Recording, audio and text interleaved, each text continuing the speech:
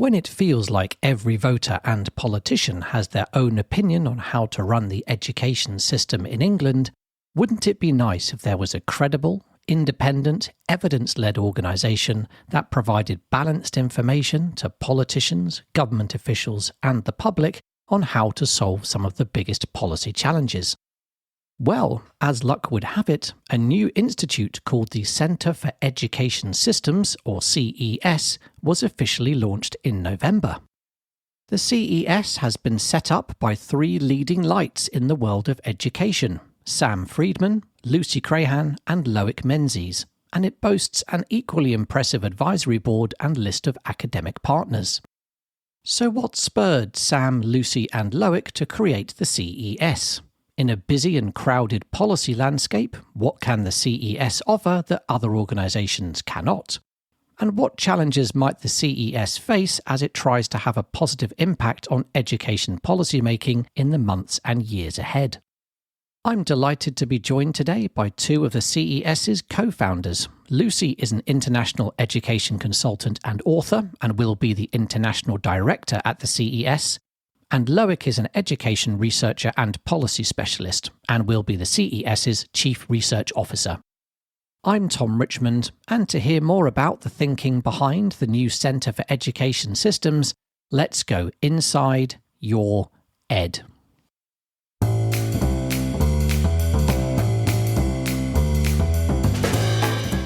Welcome to Inside Your Ed, the podcast that looks inside the latest stories from across the education system in England, including primary and secondary schools, colleges, universities, and apprenticeships. You can listen to all our past episodes, subscribe to future episodes, and get in touch by visiting insideyoured.com.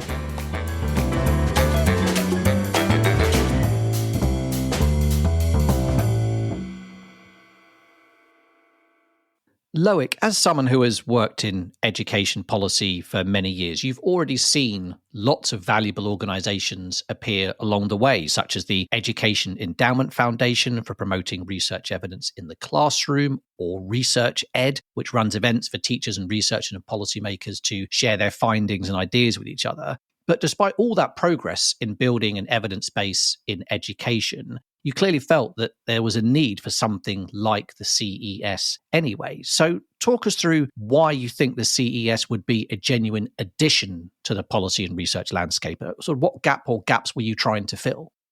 So for us, the clue is really in the name of the Centre for Education Systems, which is that we see education as a whole system with lots of different interacting parts. And at the moment, we don't have much research available out there for people like policymakers or people who are shaping policy discussions about how that system works and how the different parts of it interact, which can lead to a lot of difficulty when you're trying to work out how to shape policies that will actually allow a system to perform as wanted.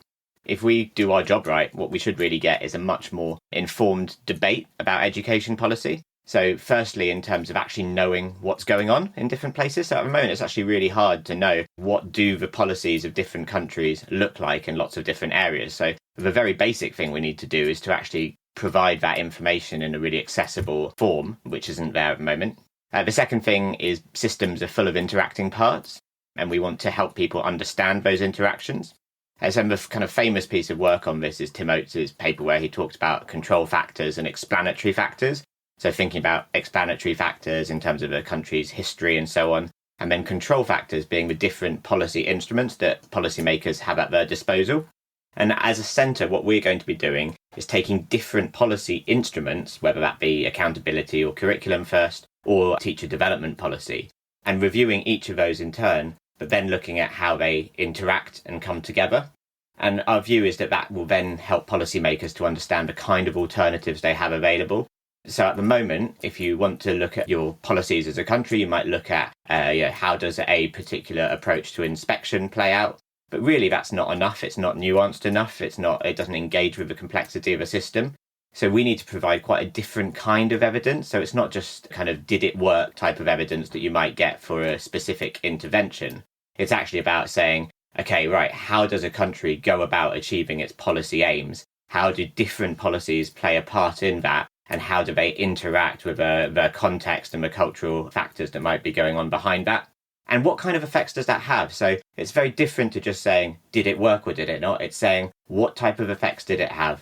Which of those effects were intended? Which of them were unintended? And to be able to look at across the literature to try and understand that, as well as seeing what different stakeholders within the system's views are on it. So bringing all of that together to really tell the story of how different systems are functioning, and doing that across a basket of countries. So we've picked 14 different jurisdictions, which will be looking at each policy area within, drawing links across those, showing some of the kind of the different clusters that those countries might fall into, to explain how all of that comes together to shape a system that pupils then go through and hopefully go on to flourish in.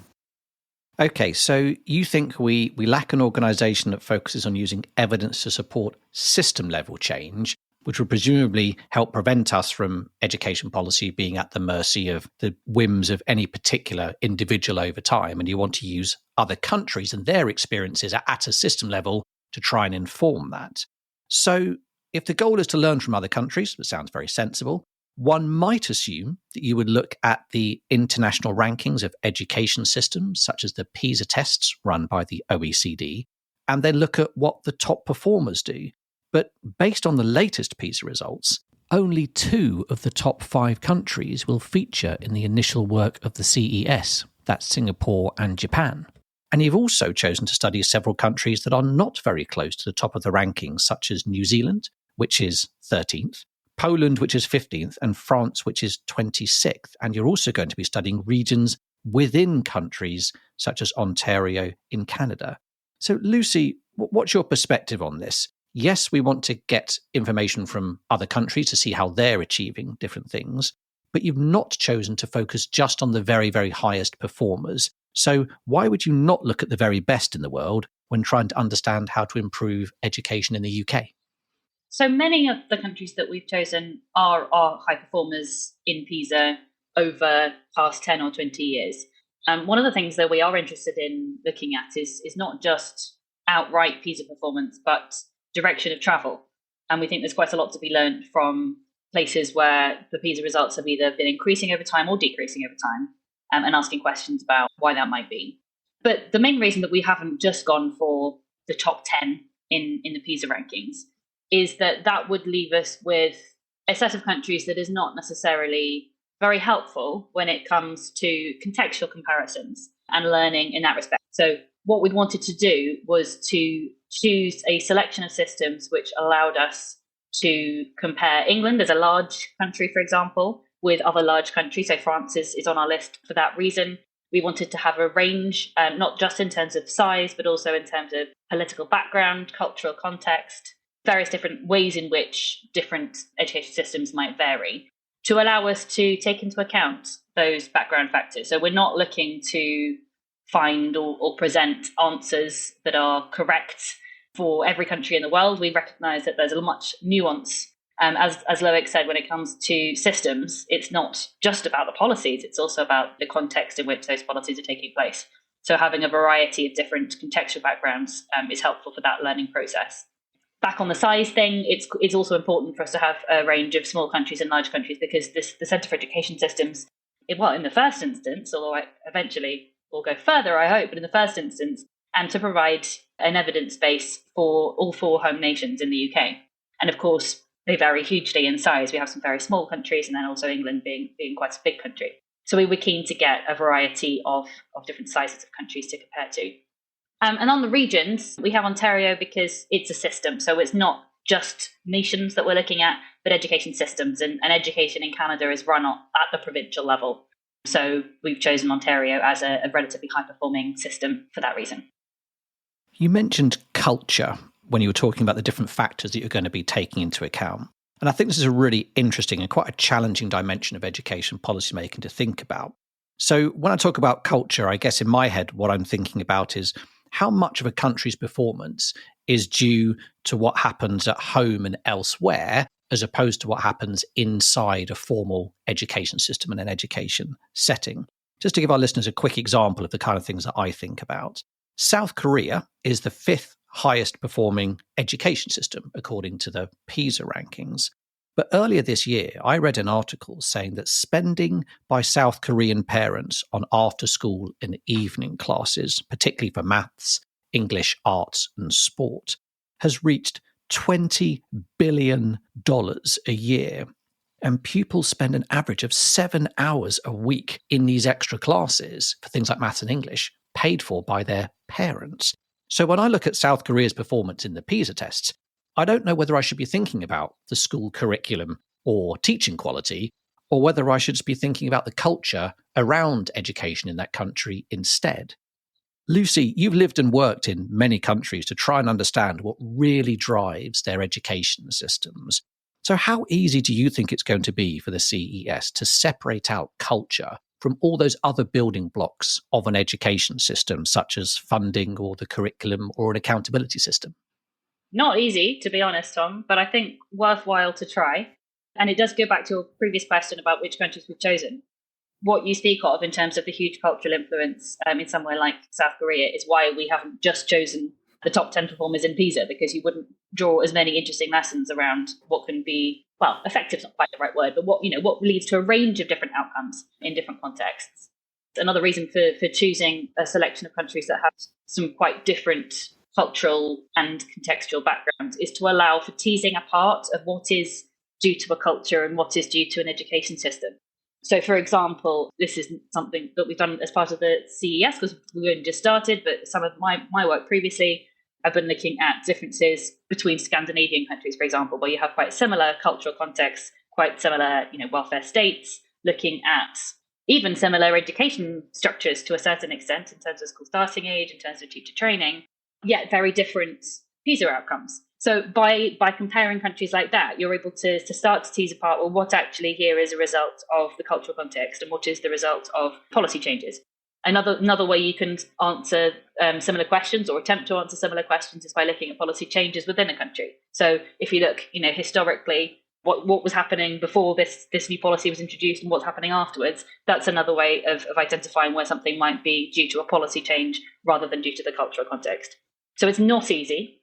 It's hugely complex, but we think there is a lot to be offered, not in necessarily giving answers. That would be, that's our goal. Ultimately, not to give direction to particular systems, but to draw out some kind of tentative conclusions about what might be causing what. But also just to describe systems, we think it will be helpful. So to take these 14 systems and to actually say, well, this is how assessment works in Estonia, this is how curriculum works in Singapore, this is how these things interact together to seemingly produce particular effects, although we acknowledge that this is the kind of work where you can't ever say for sure that something has definitely caused something else. We know that policymakers have to make decisions anyway. And so having as much evidence as they can at their fingertips will be more helpful than saying, oh, well, we can't really know, so we'll just go based on what we fancy. Yeah, and I think one of the big important tasks for us has been to get the right research questions. And that's been part of my role as a chief research officer. And so what we've tried to do in the 6 research questions that guide our work is to have questions that are specifically about these contextual questions. So, I talked earlier on about the complexity that's involved in studying a system.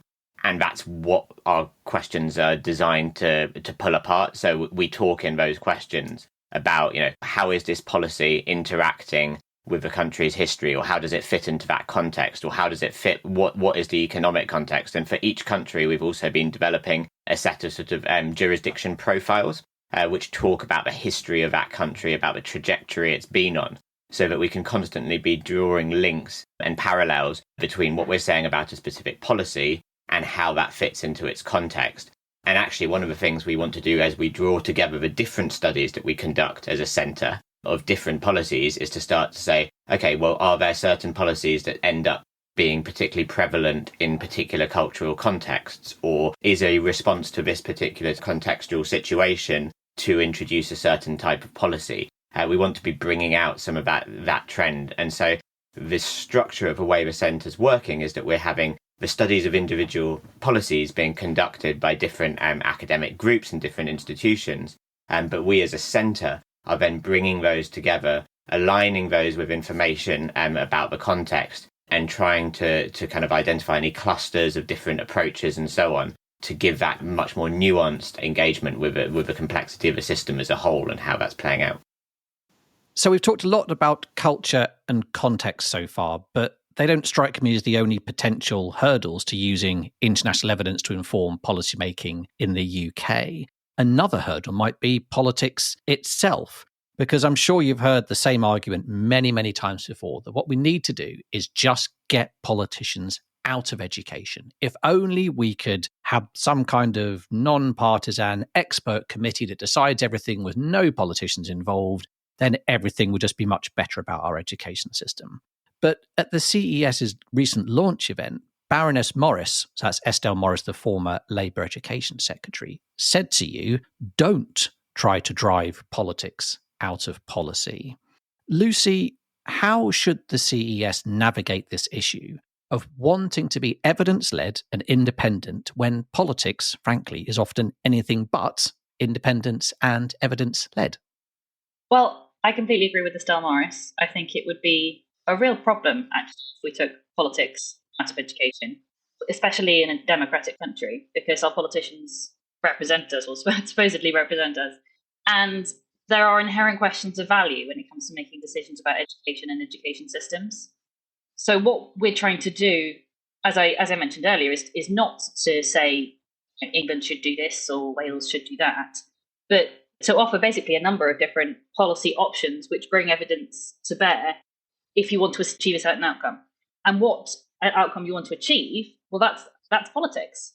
That's got to be politicians saying, well, actually, we're focusing on boosting the economy, or we're particularly concerned about disadvantaged young people, or, that there are a number of different things. And I'm not suggesting that those necessarily are at odds with one another, but there still needs to be politics in education. But once you've decided on, right, what is it that we are focusing on? What are the goals that we're trying to achieve? That's where the work of the Centre for Education Systems will really come in handy, because it will enable them to then, in the limited timeframes in which they are typically working, it will allow politicians and policymakers to then look at some robust evidence, as far as you can get robust evidence when you're talking about whole education systems, on what are the likely moves that will lead to the outcomes that we desire. Loic, what's your perspective on this? What role should politics be playing in education policy making when the CES and indeed others are trying to stick to the research evidence? How do you want that balance to evolve? Yeah, I'm a strong believer, like Lucy, that actually divorcing education from politics, even if it was possible, would be undesirable. Lucy's mentioned the point there about setting kind of political goals, but also the accountability point that it is a function of democracy that politicians should be accountable for the education system. So our view is much more that we should be there to make sure that politicians and others making decisions about the system have evidence and information on which to base their decisions. One way of thinking about that is not just actually the goals. So setting the goals is one level of politics. You have what is that country trying to achieve?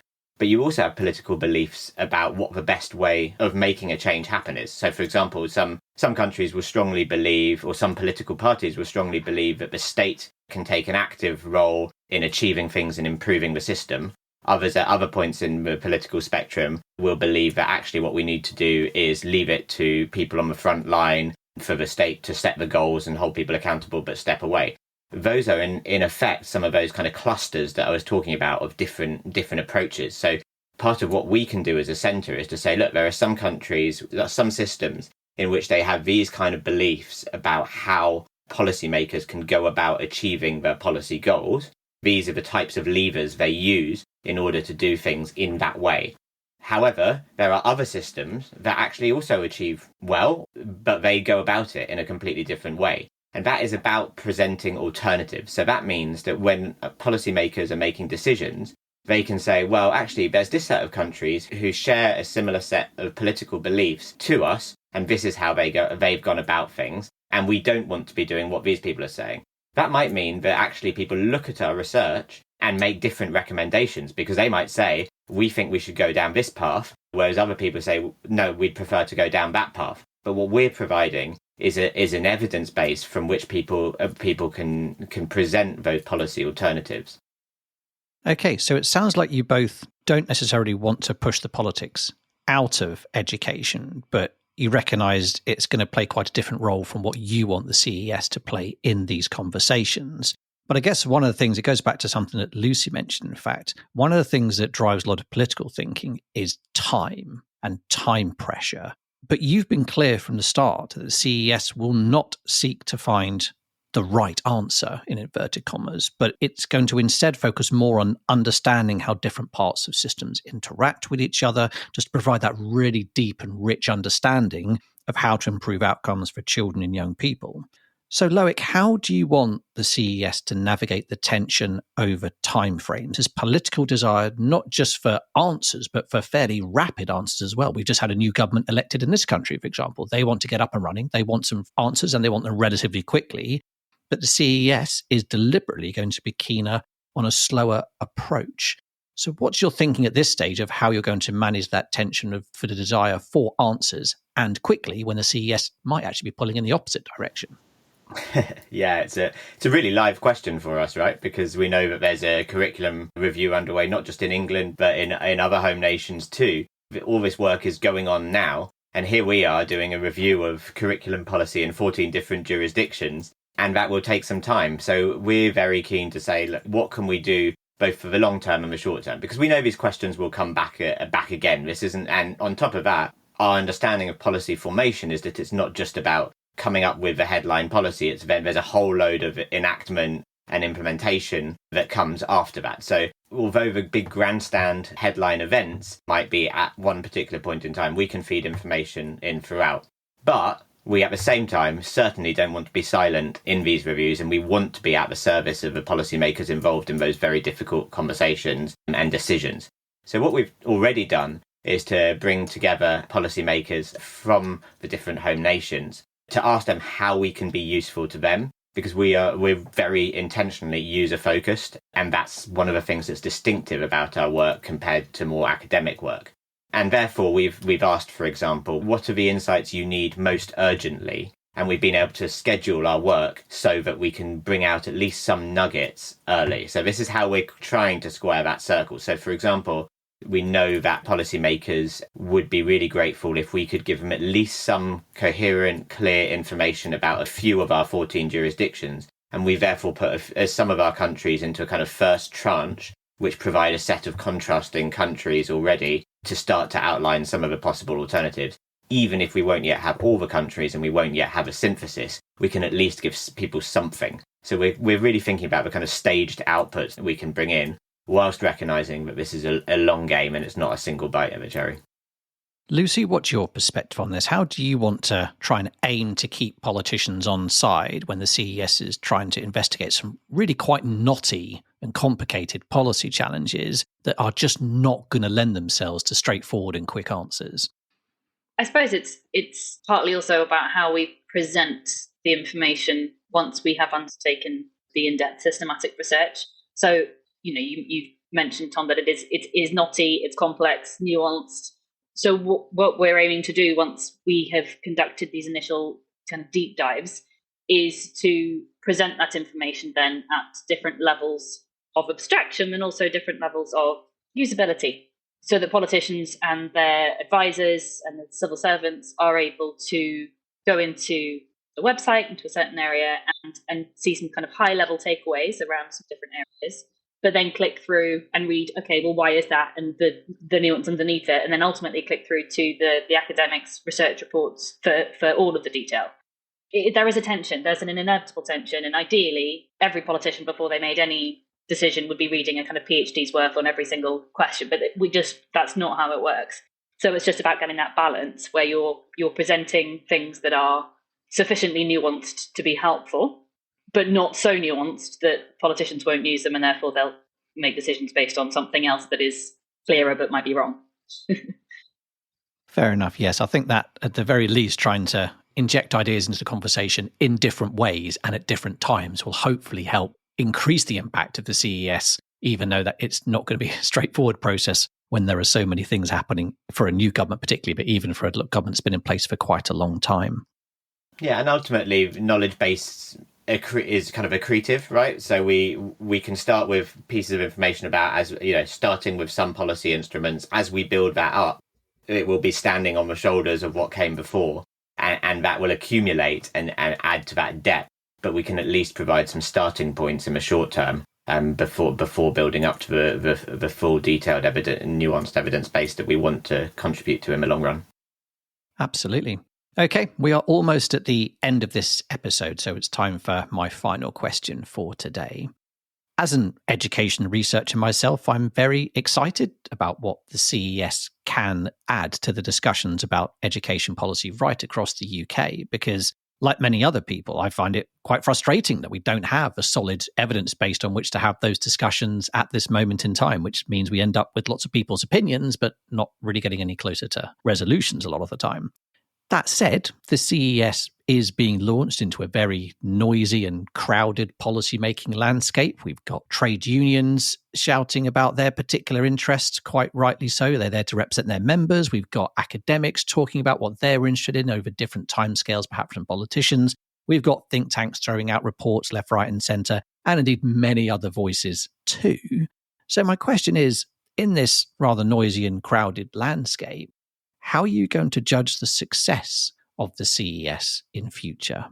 Lucy, in your view, what does success look like for an organisation like the CES? I suppose the various organisations and interest groups that you just mentioned, think tanks, teacher unions, etc., I would like to see them using our work so that when they are saying we think that the government should do X, Y, and Z, they say, because there is this evidence that we have taken into account. Look at this country, look at that country, but also consider this contextual factor that will be on our website. So ultimately, it will be used not just by politicians, but by the various voices within the policy sector, and that everyone is then essentially holding each other to account a little bit more for the quality of evidence that they're drawing on when it comes to making policy recommendations. Very interesting. Thank you, Lucy. Loic, how will you be judging the success of the CES in years to come? Let me give you an example to illustrate it a bit. So for me, the real success would be to see policies being discussed in a slightly more contextually informed and nuanced way.